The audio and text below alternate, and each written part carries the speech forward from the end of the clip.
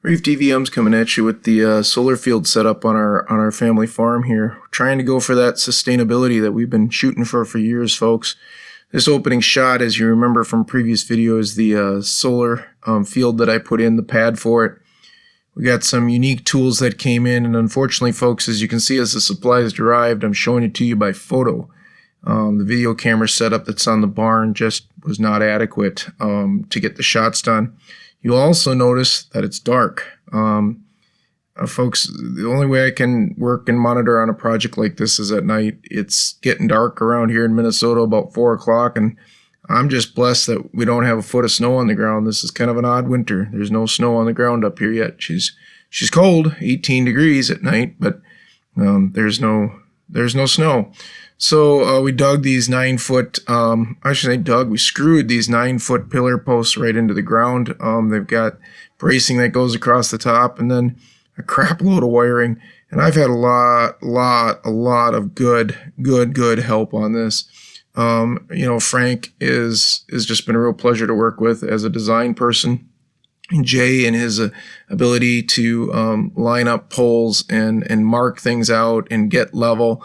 It's just been excellent. We've had numerous companies out from Gopher One and so forth to make sure that lines are marked and underground wires.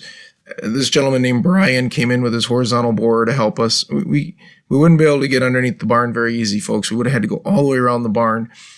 So being able to dig a hole on one side of the barn, my son here in the picture, and dig a hole on the other side. You can see those red and yellow marks on the ground there. That's how close we are to the electric. And horizontally bore this straight across underneath the barn was great. And we weren't actually able to go perfectly straight because of where we wanted to hook up the inverters on the other side. But we were able to go pretty close to that. As far as, the cost, it's cheaper, folks, to trench it in. There's just no way around it, but it's cleaner and more professionally done and almost, I hate to say this, more accurate to horizontally bore. This green line that you see going through my goat pen here on this camera shot is exactly where it went through the goat barn, and it's about 3 feet underneath the goat barn as it kind of cuts through the stall area. That is exactly where it went, and then the white line here on the outside is where it went. And I marked it just for the sole purpose of kind of knowing where it was for picture's sake. And then as you can see here, it is at the bottom of the pole where it's going to come up, and where it enters the barn, there's no collapsing dirt. There's no gravel that has to be replaced. That's really kind of a nice thing.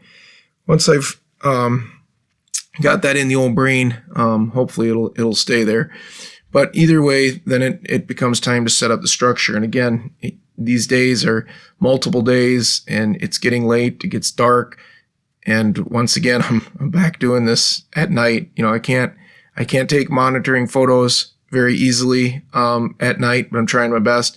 The video camera, like I said, is not functioning at all in this type of light to help us out. So again, I'm kind of putting this video together just on the principle of darkness, because that's when we're getting her done as far as the monitoring. I got to get home and get out there and get stuff done. But welcome to life on the farm in the wintertime. The panels are these Jinkos. I've been told they're a decent panel. I'm really hoping they go the 25 years like they say. We're going to get them insured through State Farm. We're working on the electrical box and stuff. We got the skid out here moving, stuff around and getting these things unloaded.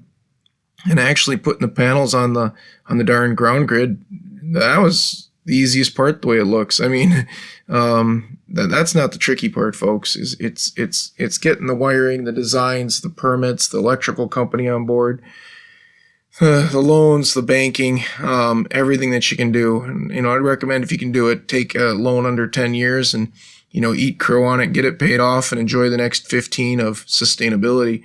But either way, right now we're up to 64 panels that are up. I'd certainly like to get more up, but we need to start focusing on wiring and turning some, cogeneration back. I appreciate you guys liking and following the process. I'm going to put out some more videos as the inverters go in and we turn this thing on live. But right for now, this is where we're at. We haven't produced a drop of solar energy yet, but we're trying to make this farm sustainable. Thank you for watching, folks.